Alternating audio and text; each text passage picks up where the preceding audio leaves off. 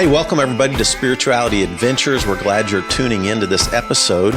We are a viewer and listener supported podcast, so we really appreciate you listening, watching on YouTube. We really encourage you to subscribe to whatever platform you're using. If you're on YouTube, hit that subscribe button, or if you're on Apple or however you listen to a podcast, be sure and subscribe. We greatly appreciate it.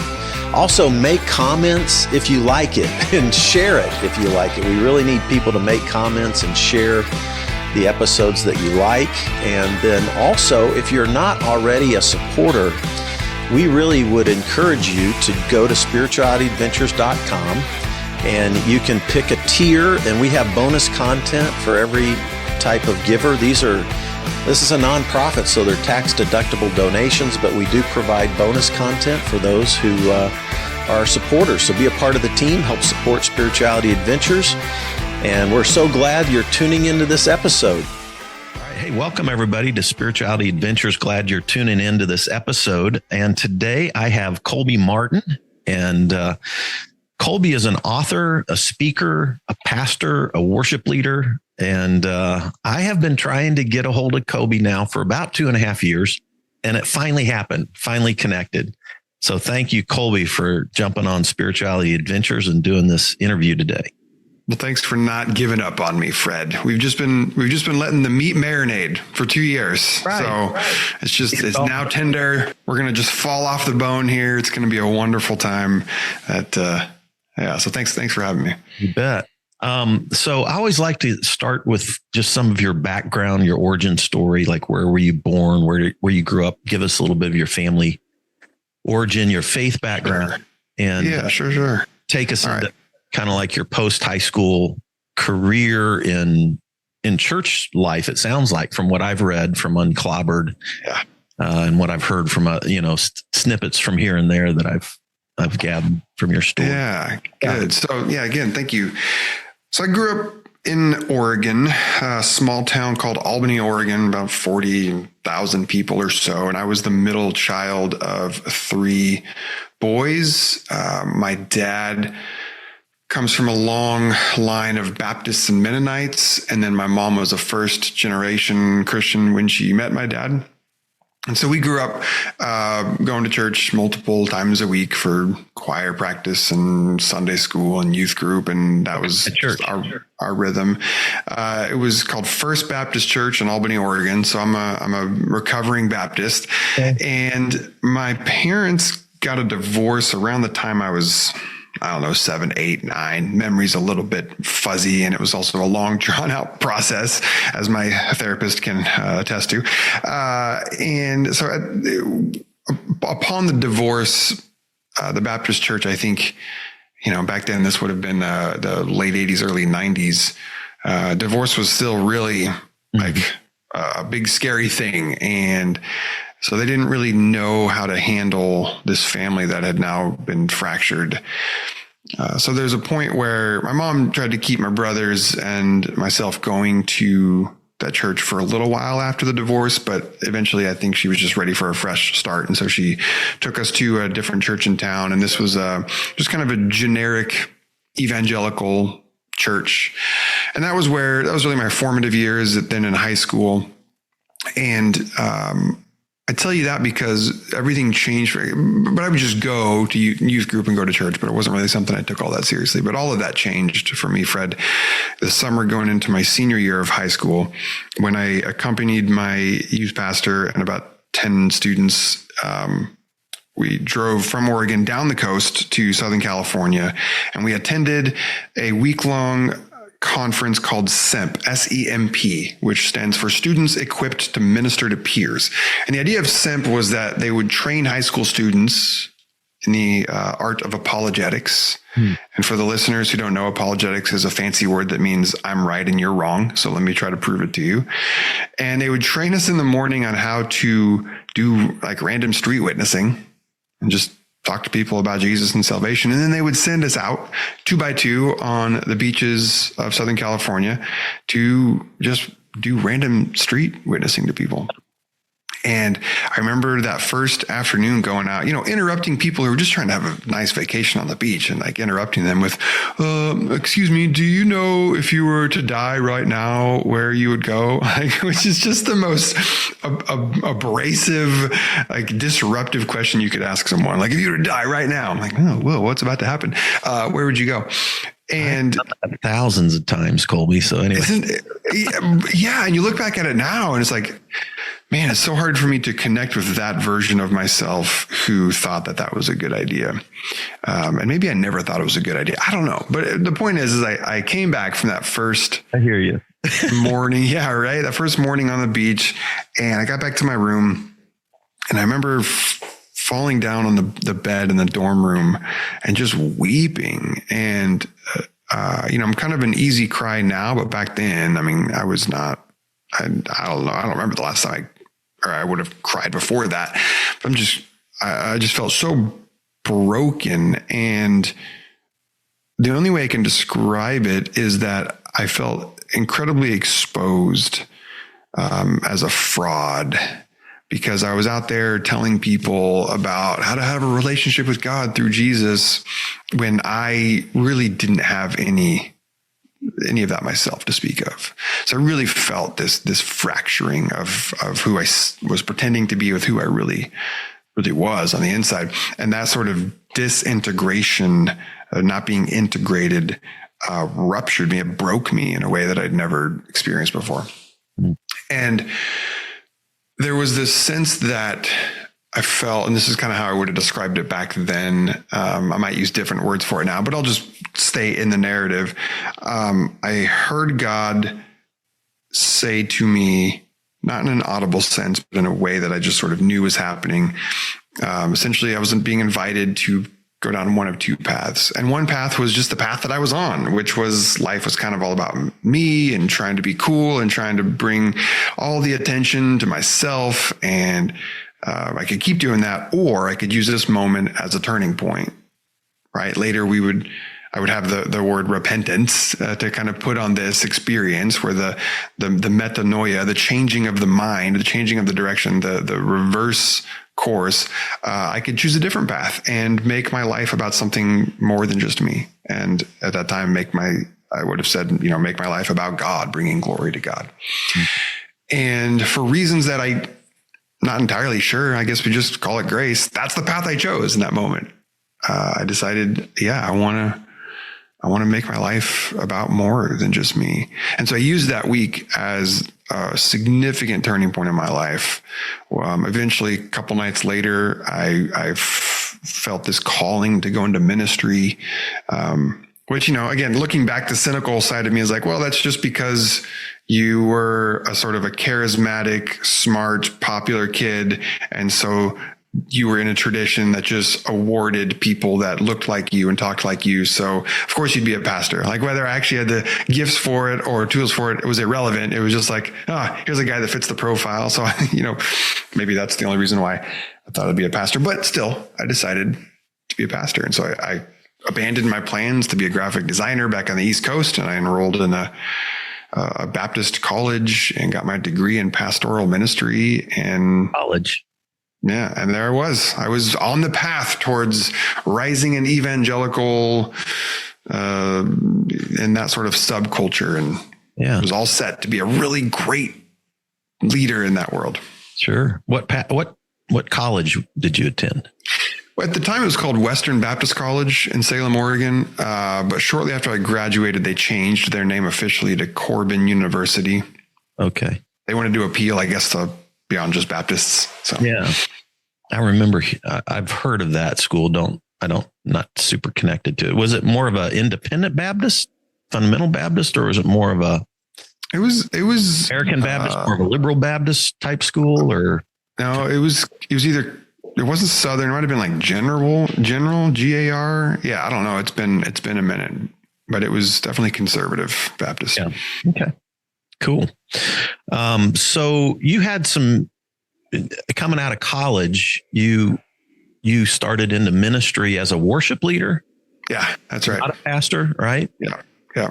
And where did that where did that take you? Because you open up your Unclobbered book. So by the way, audience, we're the first book that Colby wrote, and the one we're really focusing on today is called Unclobbered.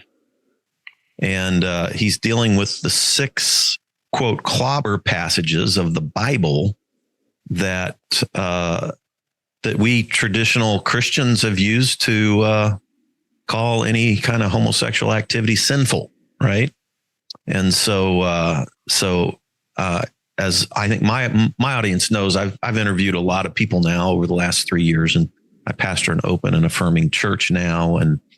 But that's been a process of change over my pastoral career as well. And so you open up in Unclobbered as a worship pastor at a conservative church where you're re-examining your beliefs around the LGBTQ plus community and re-examining the 6 passages in the Bible. So you're a worship pastor, and you basically get because of your position that you arrived at, which we're going to dive into here in a minute.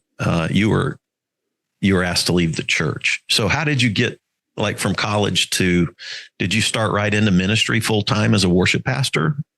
I did. Yeah. So in college, I the typical track at that point was be a youth pastor and then be a senior pastor. And I think I did maybe 1 week of youth ministry classes, and I realized, wait a minute, I don't like kids. I don't want to work with kids. This is absurd. So then I switched to just kind of a general pastoral ministry degree. But while I was in college, I learned to play guitar, and I developed a singing voice, and I learned that, I've got kind of a unique skill set for what that subculture of Christianity, calls worship leading, right? So, which I assume most of your audience is familiar with. I don't need it. Yeah. Sometimes in the mainline world, I'll need to be a little more, explanatory about what that means. But I think most people know me as Vineyard Fred, so anyway. Yeah. So you definitely get it. But yeah, I noticed I was really good at creating spaces and opportunities and avenues for people to connect with God through the art of music. And so coming out of college, that was where I got my first couple pastoral jobs, was in the worship and arts ministry. And right out of college, I got a job at a mega church up in Salem, Oregon, as their associate worship pastor. Because I was just a young, 24-year-old kid who was just cutting his teeth in that world. And about a year after working there, I was asked by my younger brother and his fiance if I would officiate their wedding ceremony, which meant I needed to get licensed as a pastor so that I could officially do the ceremony. So I went about the process of getting licensed in that church that I was working at. Now, that church, I talked about my Baptist background, but that church was actually part of the CMA, the Christian Missionary Alliance denomination. Yeah. And so there was a very specific license process to go through that involved, a lot of essays and questionnaires, and it culminated with this interview in front of a panel of seasoned ministers where they would sort of determine, will we stamp you with being a pastor in our denomination? And I remember, Fred, there was this one afternoon where I was on my lunch break studying, getting prepped for this interview. And I was reading over the denomination's policies and procedures manual to kind of familiarize myself with how the church was structured and what the rules were and all that. And there was this moment where I was walking through the church lobby where I read this portion of the manual that said something to the effect of practicing homosexuals cannot be members of the church. Mm. Now, at the time, I was firmly rooted in the traditional, historical, conservative view on sexuality. Like, my theology was, being gay is sin. It's not God's design, et cetera, et cetera. Mm. So I didn't have any problem with that per se, but when I read that line, I noticed my heart ached. Mm. There was this sense of, sure. That's the theology is right, but wait, that's like they can't be members of a church. And I kept reading, and it talked about all the roles that they couldn't serve in, right? They could be greeters, they could be parking lot attenders, but they sure as heck can't serve in children's ministry or be in leadership. And that was the first time that I noticed what I then later described as this lack of alignment between my head and my heart. They were in different places. Mm-hmm. Earlier, I mentioned that the experience as a student in the beaches of Southern California, how that made me aware of being disintegrated with my internal self and my external pretending. Mm-hmm. And now this was sort of a further disintegration, but of my head and my heart. And so I didn't do much with that at that moment. I just noticed, oh man, I do not feel, this doesn't make me feel good. Like, I don't like how this makes me feel, but this is what the theology is. So you got to go with it. And I just sort of sat with that tension for a number of years because I didn't really have an impulse or a catalyst or a reason to explore it at that time. Like, I didn't have any, that I knew of. I didn't have any gay friends or family members that were sort of forcing me to address the matter more directly. You know what I mean? Like, a lot of people that's their stories. They have a brother, they have a sister, they have an aunt who comes out to them or somehow just forces them to like reevaluate their theology because they stare at this person that they love, who says that they are still a Christian and yet they're also gay. And so the person has to sort of make a choice. What do I do with that? Yeah, I didn't have that necessarily. I just had this lack of alignment. Like, that's interesting. Like, I should maybe one day, I'll explore that. And then fast forward another year or so, and I end up moving from Salem down to take a job outside of Phoenix, Arizona, at a evangelical church there as their pastor of worship and arts. And shortly after moving there, I kind of continued this journey of auditing my faith, which is a term that I use. A lot of people now use the term deconstruction. It isn't a term that I used back then. I don't even know that people were saying this was back in 2007, 2008. So that's not a word that I necessarily connect with per se. For me, it was more of an exploration. It was like an auditing of my faith. Like, I sometimes picture a Jenga tower. And you know how in Jenga, you got these blocks all along the bottom that you carefully tap out and then you put it up top. Well, I was carefully sort of bringing out these different beliefs and asking questions about it. Like, how has the church historically taught about this? Because it was shortly after college, Fred, that I realized, wait a minute, there have been myriad different approaches to Christianity for the last 2,000 years. Because Baptists have this mentality, and I wonder if Vineyard do too, that it kind of goes Jesus, Peter, Paul, skip a bunch of stuff, and then you have Baptists, like this unbroken line of perfect theology. But I realized, oh man, there's all sorts of theological diversity. For Vineyard, it's Jesus, Paul, and then the Jesus movement. Oh, okay. Yeah, sure. So there's a sort of unbroken strain of perfection. But it turns out like Christianity has been rife with diversity of thought for a long time. So anyway, I'll pause and throw it back to you. But that's the point in my journey where I began to audit these. I'd pull out these Jenga blocks of belief. I'd get curious about them. I'd ask questions about them. Sometimes I'd put them back on and be like, all right, I'm going to hold on to this, but it's going to be different. I'm going to turn it a little bit. And then other times I would I can't hold this anymore. This belief has to go. This isn't congruent with who I see in Jesus. It's not congruent with the larger picture of the Bible. It's not congruent with the world that we live in. So that was kind of, that was the experience of me going through this auditing of my evangelical heritage. Yeah. Thank you for sharing that. Yeah. I think for me, I was pastoring people who were LGBTQ plus. And when we started the Vineyard, my goal was to reach people outside the church in a grace-based environment, right?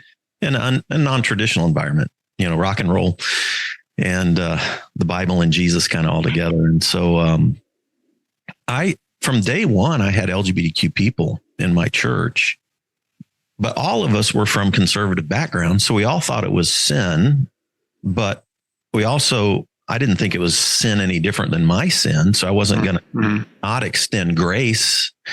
And Exodus International was going on. And this was a ministry led by like ex-gay Christians to help gay Christians become straight, right? Through a process of inner healing.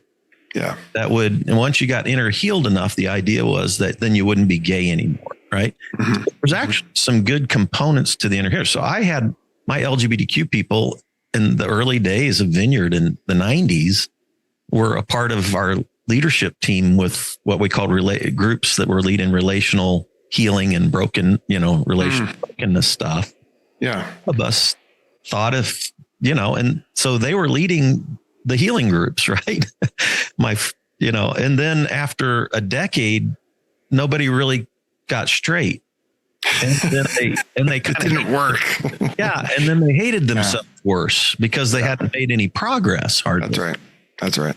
So then I started sort of backing off of that and then still trying to figure out, well, gosh, because the things that we couldn't do in Vineyard was do a gay wedding or ordain a gay person that was an open gay lifestyle. But if a person was willing to, if they were gay, but willing to be celibate, then they could be in leadership. Right. So that was the game I was playing in, through the 90s and then into the 2000s, but always trying to re-examine the passages. And so I now pastor an open and affirming church for the last year and a half. And a lot of people have visited from my Vineyard church, but it's clear that it's open and affirming. So I've had dozens and dozens and dozens of conversations with former members of my Vineyard church about open and affirming, why that's my position now. And it's been painful because a lot of people have rejected. I've lost a lot of support financially, people who were supporting Spirituality Adventures and then stopped because of that. It's been a really interesting. So I've been referring everybody to your book, Unclobbered, because you really took the time to dig into these 6 clobber passages. By the way, and that's where I kind of want to go. I actually want to take like little sound bites here over the next few minutes that we have and just give each of those 6 clobber passages your quick result of your study. Okay. Sure. Just because I know there's people listening that they really care about the Bible. They want to be true to the Bible. Of course. I think there's also lots of people like you, like me, who feel like their head and their heart aren't aligned there because they had, like me, I was pastoring people I loved who were in the queer community. I have friends, 2 of my close conservative friends have kids now that are in the queer community. So they've had to re-examine, it's happening all over the place where people are having to re-examine these beliefs, and yet they don't want to be unfaithful to the Bible. That's still a crowd that's out there that listens to me. I have another part of my crowd that's come on board with me also, that maybe aren't Christians or ex-Christians or Buddhists or any number of things, that never really had those hangups, like we conservative Christians did. So they easily moved into an affirming position.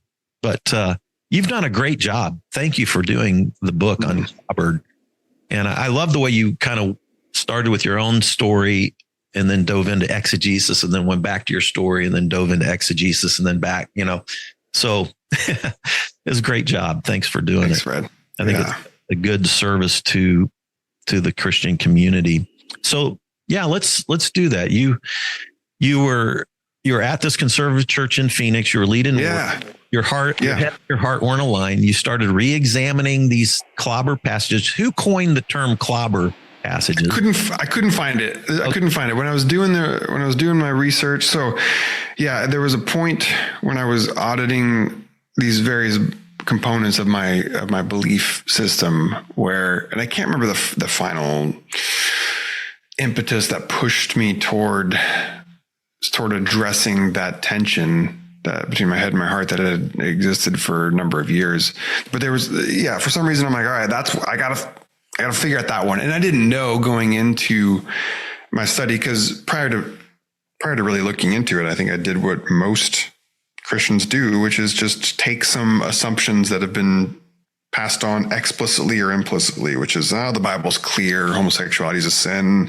That story of Sodom and Gomorrah, that was, God destroyed a city because of gay people. There's something about it being an abomination. I remember reading that on a picket sign, so that's got to be true. And then in the New Testament, I think Paul calls it unnatural, or you can't be gay and Christian, right? We just have all these kind of one-liner assumptions that have been given to us, that without really looking into it, it just kind of sounds like, that settles the matter. What else is there to say on it?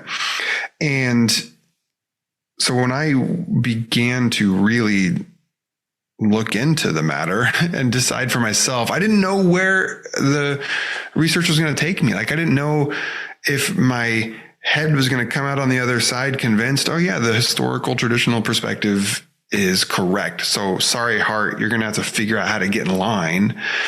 Or if maybe I would discover that my heart was in the right place and my head was the thing that had to move. And obviously that is what ended up happening.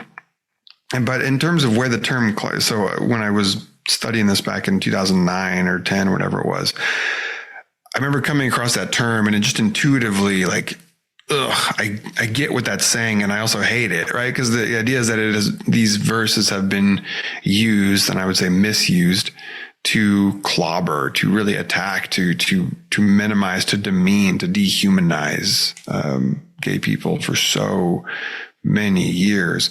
But as far as the origin of the term, I don't know where it came from. But I knew that once I started writing about it, just this term unclobber is the one that came to me. I'm like, all right, I'm going to undo, I'm going to take the teeth out of these passages, and really, not by dismissing them. I mean, that's what's interesting about this, right? Is I was trained in the evangelical world. You mentioned the term, exegesis. I was trained to go into the heart of a thing and to explore the context of it, the historical, the cultural context.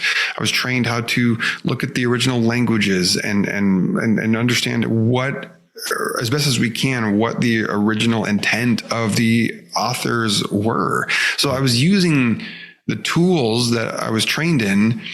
I didn't want to just look at these 6 passages and say, well, this just kind of seems uncomfortable, so we're just going to ignore them. Or these are just old, so they don't have anything to do with us today, so let's just ignore them. No, I wanted to actually go through the heart of these things, because I think you can go right into the heart of these things and discover on the other side, not only do they not say what I think we've always been told that they said, but actually they even sort of ironically or beautifully open up a pathway to a kind of faith expression that actually is more open, more generative, more gracious, even more inclusive, which is just super fun. These passages sometimes even say, I won't say that they say the exact opposite, but I just mean they point in a direction that actually puts a person on a trajectory towards more inclusion, as opposed to using these for exclusion. Yeah. Yeah. So Sodom and Gomorrah, that's the first clobber passage that you deal with.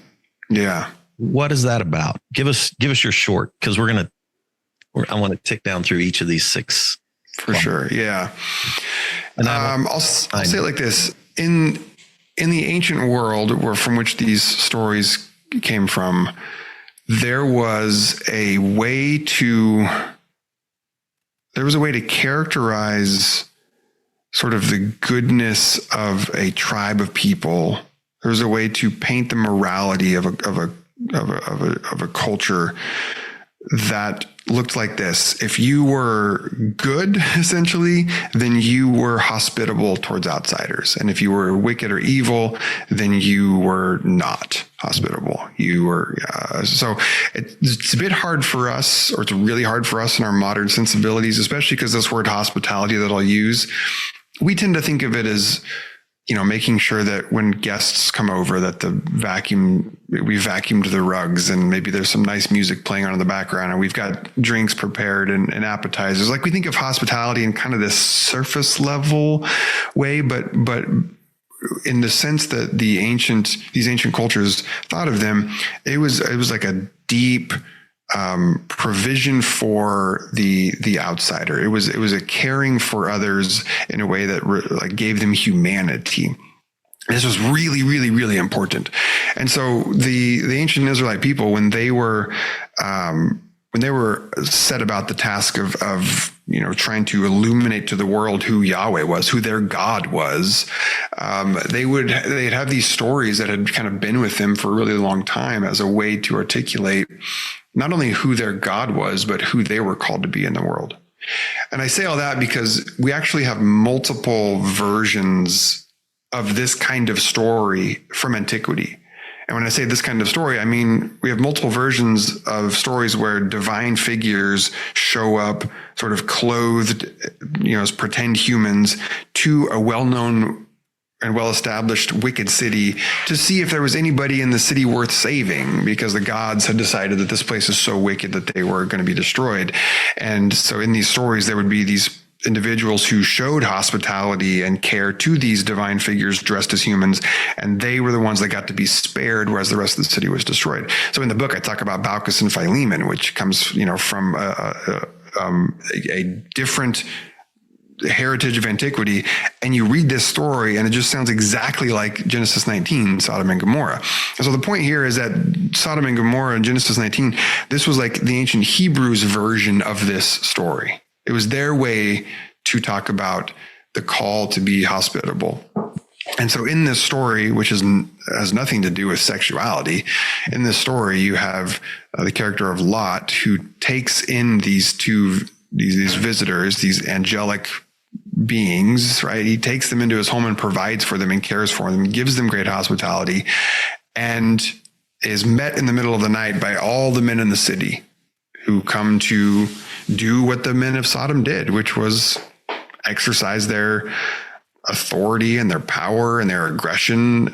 They were there to show these outsiders, like, look, you're in our city now. We're gonna make you ours. We're gonna dominate you. And so the story, if this story has anything to do with sex, Fred, then I guess what you could say is it kind of has a negative view of gang rape. Yeah, which I think is fair to say. Like, I don't think anyone is out there is arguing that shouldn't be condemned. No, that is something that should be condemned, right? This is happens in prisons, right? Yeah, like the men of Sodom, they weren't wanting to have like a consensual, committed. They weren't wanting to like have a romantic, intimate connection with these angelic beings. No, they just wanted to humiliate, dominate, abuse them, and Lot refused to let them have it. So anyway, what we can say about this story, and then what I love and what I'm quick to point out is that we're not left to our own devices to try and understand how the Jewish people thought of Sodom and Gomorrah, because you have biblical writers later on in the history of Israel look back and sort of recall. Remember that story we would tell about Sodom and Gomorrah? Well, here, like Ezekiel and Isaiah and Jeremiah, they would say, well, here was the sins of Sodom. Here's how these stories live on as a reminder, because they had so much and they didn't care. They didn't use their vast resources to care for others. In fact, they oppressed others, and they were wicked towards the outsider. And even Jesus, when he referenced Sodom and Gomorrah, again, it was in the context of hospitality. He was telling his disciples, go announce the kingdom of God village by village. And if people receive you, that's great. But if they reject you, then it's going to be better for Sodom and Gomorrah than for them. It's like that was the context. It wasn't about sexuality at all. So Sodom and Gomorrah, is one of those Clobber passages where all you got to do is just read the story with an open mind, and you pretty quickly can observe, this has nothing to do about homosexuality. Sexual orientation has nothing to do with people being in a loving, committed relationship of the same sex. Yeah. All right. Let's go. Give me really short bullets on these, and because I know I want. Oh, come on, that was really short. What are you talking about? Unclobbered. I want everybody to read each. Yeah, you have a chapter basically on each of these 6. Yeah, that's right. And you do a deep dive on the context and the history, and even the languages, right? The words and stuff like that. Yeah. Just give enough of a tease here, because I have several other things I want to get to beside these 6 things. I hear you. Yeah. Okay. So we'll go even tighter. We can do this. Yeah. Leviticus has 2 passages, Leviticus in 18 and Leviticus 19, that talks about men sleeping with men, right? Or bedding, whatever. But you focused in on to'eva, which is this word that gets translated abomination. Yeah. So give us what are those 2 passages about? And this what's to'eva?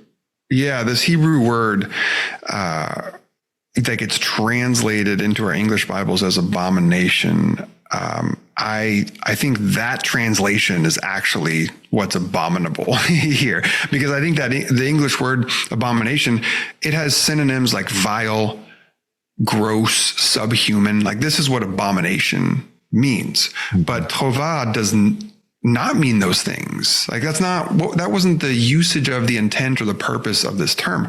Rather, this term was a way to subjectively, by the way, articulate that certain cultural practices for one group of people could be considered taboo or unclean or uncouth to another group of people. It was a way of sort of demarcating, these things are what we do and those things are what you do.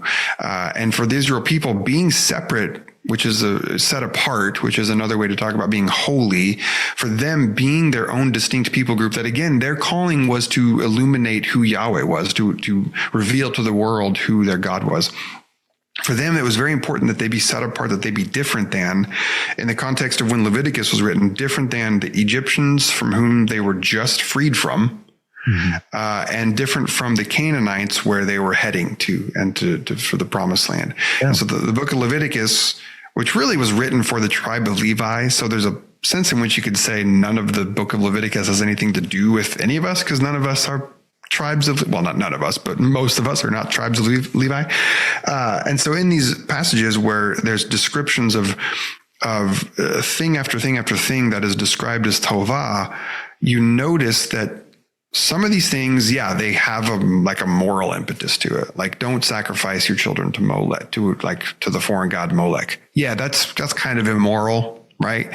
But other things that are considered tova, they don't really have what we might call a moral sense to it. Like mixing seeds in your garden, like don't grow different things together, or don't mix fabrics together, or don't eat certain kinds of fish or certain kinds of food. Like, these were things that were considered tova, that were considered cultural practices that the Hebrew people wanted to abstain from. And the error is when we look at these practices and we take this word tova and we put this moral objective layer on it, and we say these are things that are always wrong for all time, for all people. And what's uniquely being described, and I talk about this in the book, in these 2 passages in Leviticus, again, I would argue, and I do argue, don't have anything to do with sexual orientation. So again, what we sort of think of today as classically people who are gay or lesbian or bisexual, what we're naming this phenomena where people are primarily or solely attracted to and desire relationships with people of the same sex. So we have like homosexuality is a term we have now as a way to talk about this phenomenon, as a way to name that some people are only attracted to people of the same sex. These passages in Leviticus have zero connectivity to that phenomena. This is not about people's sexual orientation. And so in the book, I describe what I think is going on here when the Hebrew says that a male shall not lie with a male, the lyings of a wife, for it is tova.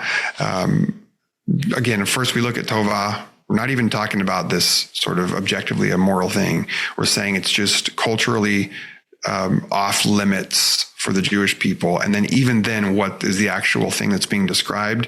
I think it has to do more with the context of the whole passage of Leviticus 18, which is about violation of family boundaries and losing a sacredness for those relationships. Yeah, excellent.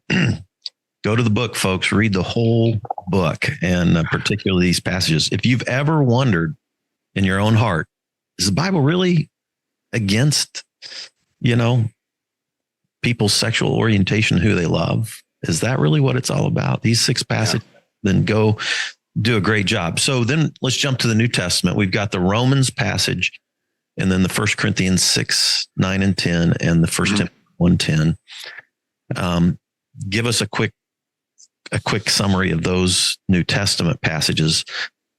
The Romans one, probably dealing with pedophilia, right? Or at least this. Not as I understand it. Okay, more of the Roman practice of.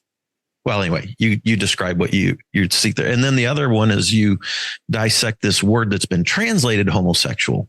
Yeah, but probably isn't the best translation. Arsenokoitai. Yeah. No, definitely not a good translation to put. So 1 Corinthians 6:9 and the 1 Timothy, those are pretty identical in terms of their construction. So I treat those as kind of the same. Paul's doing the same thing here. But yeah, to take this Greek word arsenokoitai, which Paul probably made up, right? Because it's the first instance that we have, which is fine. There's nothing wrong with Paul, making up words, but he was clearly trying to point to something here. But to suggest that thing, as some translations do, and this is what's one of the troubles of translation, is when you're translating, you're also interpreting. And when you're interpreting, you're making a choice. Like you have to kind of try to decide how you want something to say or communicate. And so some English translations will take that word in 1 Corinthians 6:9 and they'll just drop in homosexuals. And what Paul's doing there is he's listing off a number of actions that if a person engages in, renders them incompatible with what he calls the kingdom of God, which is a callback to Jesus's way to talk about God's work being done on earth as it is in heaven, this sort of unveiling of the dream of creation. And so Paul says, if you read this list, this vice list, you see this movement of sexual sins going into economic sins. And so you have idolatry and adultery, and then it moves into thievery and greed. And so right in the middle of this transition between sexual sins and economic sins is you have these 2 Greek words, arsenokoitai and malakoi. And malakoi literally just means soft, often used to describe clothing, but in a pejorative sense, it was used to describe sort of the recipient in a sexual encounter, the receiver, the soft one. And then arsenokoitai was probably intended to mean sort of the active partner. Now, what I'm not suggesting here is that Paul was not talking about 2 men having sex. Yes, he was, right? So this isn't some like attempt to get out of the fact that Paul in his mind was writing about 2 men having sex. Yeah, we can name that because that's what he was writing. That's what these words are pointing at. But what I have problems with is then making the jump from that to say, okay, now just being, so I was going back to how some translations just translate it as homosexual. Well, now that English word points to a person's identity. Like who I am. Mm-hmm. If someone just reads that a homosexual cannot inherit the kingdom of God, now they're just like, oh, because I have these inborn, innate desires and attractions because I'm attracted to people of the same sex, you're telling me that I can't be a part of the kingdom of God? Mm-hmm. Like that's problematic for all sorts of reasons. And then other translations will go with homosexuality, which is like this, an orientation or pointing at acting on it. So then if you act on whatever your desires are. So even in our translations, we can't decide, are we talking about a person's identity or are we talking about actions? So I think what Paul's doing, and I talk about this in the book, is I think he is connecting sexual sins with economic sins. And I think he's describing men who engage in sex that is exploitive in nature, or where there's like a payment for, so it's like prostitution, or where there's this exploitation, massive imbalance where people are with great power and authority are sort of forcing, in that case, usually young men to sort of engage and indulge in these sexual practices. Again, not about orientation and not about people of the same, like being in a loving, committed relationship with each other. This is just not what Paul was addressing. And then Romans was my hardest chapter to write. It was the last one that I wrote because it was one of those where it was the kind of the scariest one for me. Because I wanted to make sure that I did it justice, because I think this is the one that most people sort of hold up as, well, sure, you can do what you want with all the other ones, but Paul's so clear right here. Yeah. And for me, and again, the audience will just have to probably go read, because I can't fully unpack it here. But the beautiful thing that you can notice about Romans is you have to zoom out and you have to get a larger picture of what Paul is doing in this letter that he's writing to a church in Rome. Now, many of us maybe grew up or went to churches where Romans was seen as this theological document that Paul wrote for the church to just have for all time, but it wasn't. Like, this was a real letter that he wrote to a real church. And what you learn through these tools that we talked about earlier of evangelical exegesis, you learn through studying the history of what was going on in that time in Rome, through studying the way that Paul writes, the rhetorical moves that he makes, through putting the larger context of the letter together. What you realize is that Paul's writing a letter to a church that's fractured along ethnic lines. The church in Rome is split between Jewish Christians and Gentile Christians. And maybe you could say the whole point of the letter was to get these communities to unify, to live in harmony, as he writes, with one another, to find peace, to figure out how to make space for one another. And why that matters, Fred, is because that larger understanding gives you insight into what Paul does in the opening chapter of his letter. What we call a chapter. He didn't have chapters. And what the Clobber passage sits inside of this larger 18-verse chunk from Romans 1:17 all the way to verse 32. And in this chunk of verses, what I argue in the book is these verses aren't Paul saying, here's what I think about Gentiles. Right. Because what you read is this nonstop litany of the reasons why Gentiles are horrible people. Like, they've turned their back on God. They've forsaken it, and God has given them over to the due penalty of their error. And here's all the ways that Gentiles are horrible. This isn't Paul sort of saying, yeah, I agree with all of this. This is how bad Gentiles are. What Paul's doing is he's setting a trap that he springs at the beginning of chapter 2 for the Jewish Christians.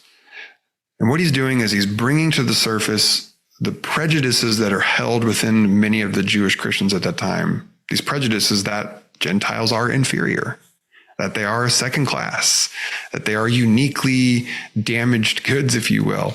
And Paul's bringing all that prejudice to the surface so that then he can flip it and now speak directly at the Jewish Christians in the church in Rome and say, actually, you, in your judgmental attitude, that's actually the problem. That's the thing that we need to address here. And so even looking at the Clobber passage, Romans 1:26-27, this isn't even Paul saying his thoughts on the matter. It's him sort of, you might imagine him, he's kind of like pseudo writing. He's borrowing from this book called The Wisdom of Solomon, which was this well-known, well-circulated Jewish book in that era that was all about how bad the Gentiles were. He was using themes from that to point to these judgmental attitudes. And there's a lot more that could be said about that, but that's kind of the bigger thing, is that no, Paul's not even addressing homosexuality, obviously, and he's not even addressing his thoughts on the matter. What he's doing is he's exposing common held beliefs about Gentiles that are within Jewish people so that he can then say, stop being so judgmental. Yeah, great job.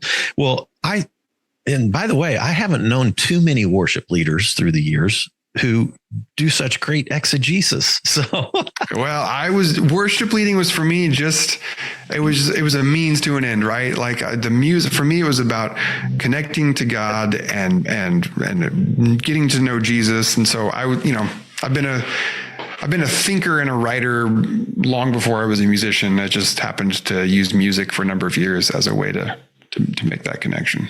That's great stuff. Thank you so much. So I want to just refer people to this book because many of you who are probably listening, we've had conversations about this. Mm-hmm. Colby's book, just take time, read through these arguments, and I think it'll help you begin to have what happened to Colby, what happened to me, is our heart and our head start aligning when all of a sudden we can be free to love and affirm people for who they are. And that's so powerful. And I think it's needed in the church today.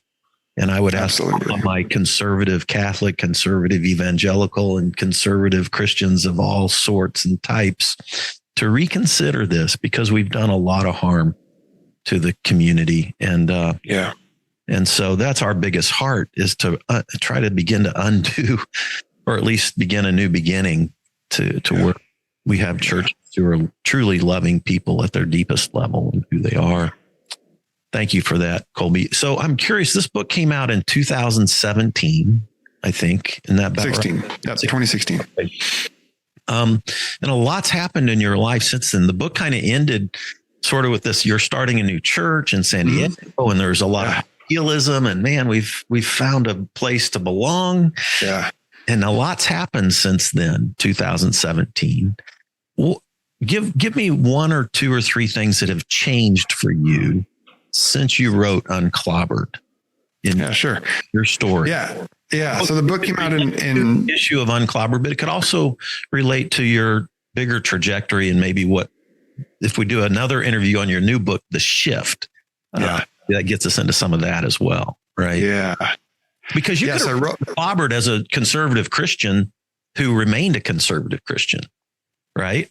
But it was hard to, the way you tackled the verses, the Clobber verses. Yes. Was a very, my conservative evangelical professors who taught me exegesis could go right along with you in the way you handle things. That's right. But you're in a bit of a different trajectory now, is what I would assume, right? Yeah. What's changed? Give me two. Oh, so much has changed, Fred. So I wrote the book in 2015. It came out in 2016.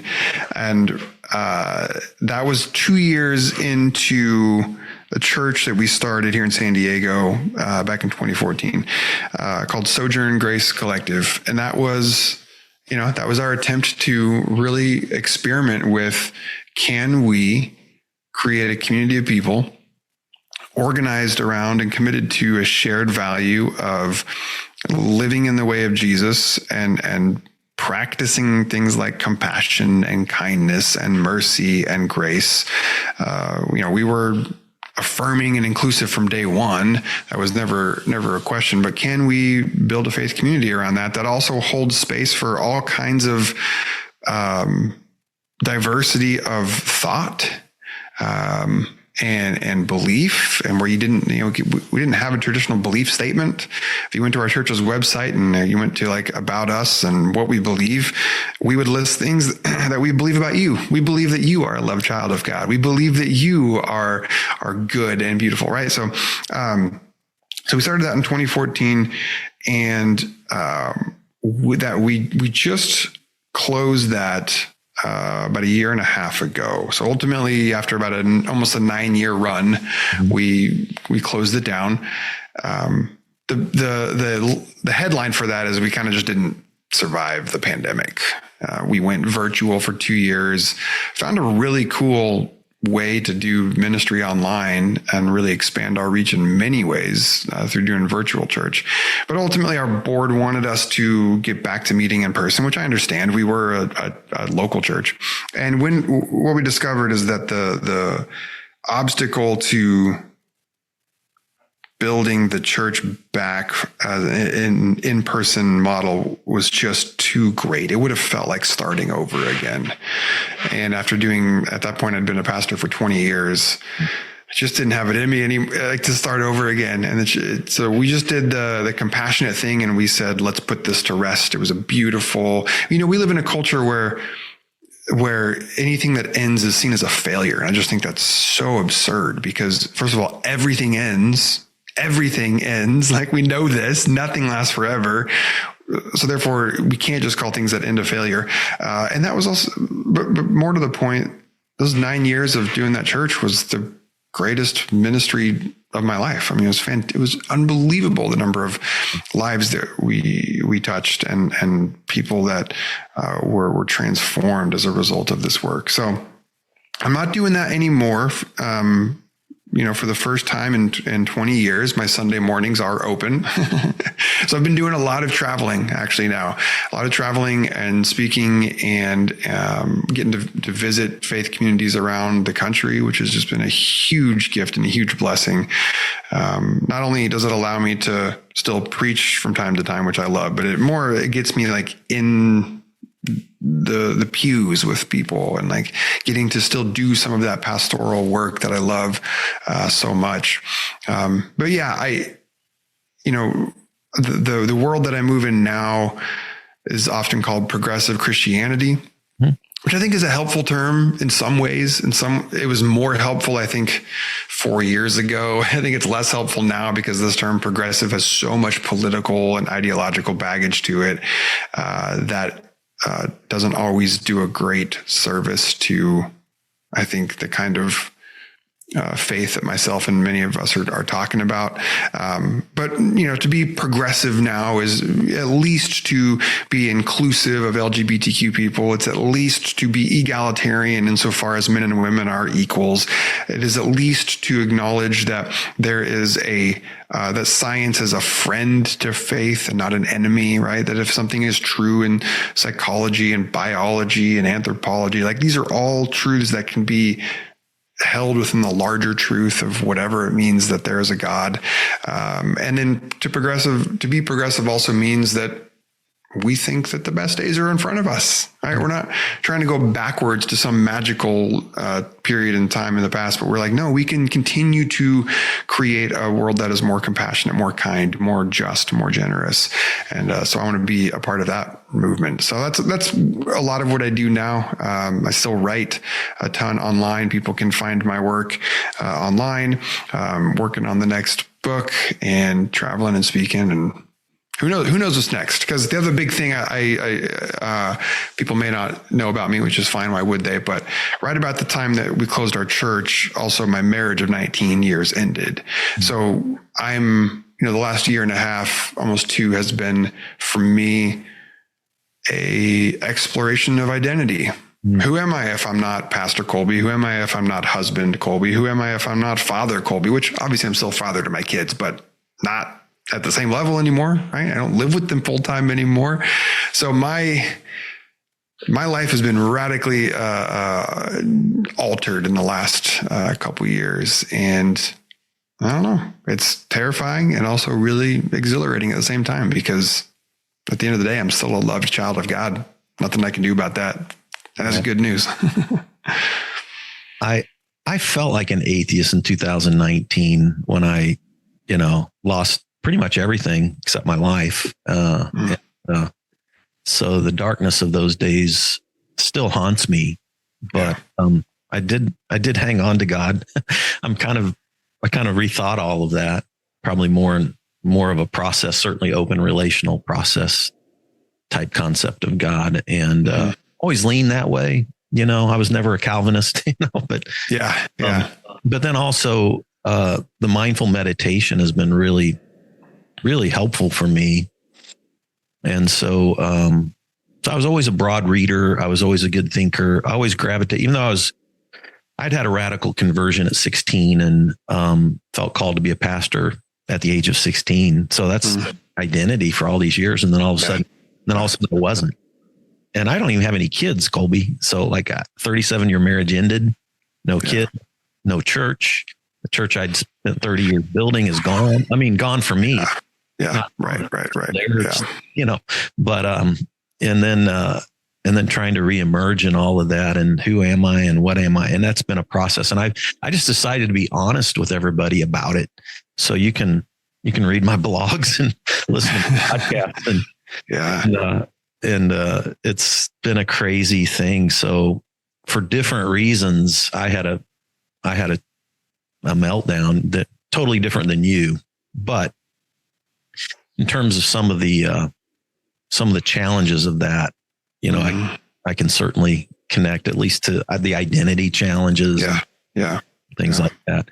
I had my mom and dad are still alive. They're 88 and 87. My 3 sisters, my brother-in-laws, my nephews and nieces pretty much all went to my church. I have now 17 great nephews and nieces. Most of them were dedicated at my former church. And it was a pretty big meltdown, and very public. So, on that latter part of your experience, I can, at least there'd be parts that intersect a little bit, but the hope that I think you've just pointed to is that the foundation is that this, I like to call uncontrolling love of God that is there all the time. Yeah. And that's the one thing we can bank on. And I think it's the one thing that can connect us and help us belong at a deep, deep level. Absolutely. That we all need. We're all here to be connected and to not to face this world alone. And I think isolation's a big threat these days. I found my church home for a couple of years in the AA and in the Black church. And those were my 2 places to just be real and honest and vulnerable. And that's where I still love that, still hang out in those spaces as well. Yeah. But pastoring again was hard. I can imagine. Yeah. It was just like, holy crap, what do I even believe? And, it's like, it was weird, but I think it's I think I'm still supposed to do it, so, it's been an interesting journey. So help people connect with what you're doing. I noticed you landed in St. Louis not too long ago, and I'm thinking, I was just in your neck of the woods, man. We got to get you to the better half of the state, the west. Okay.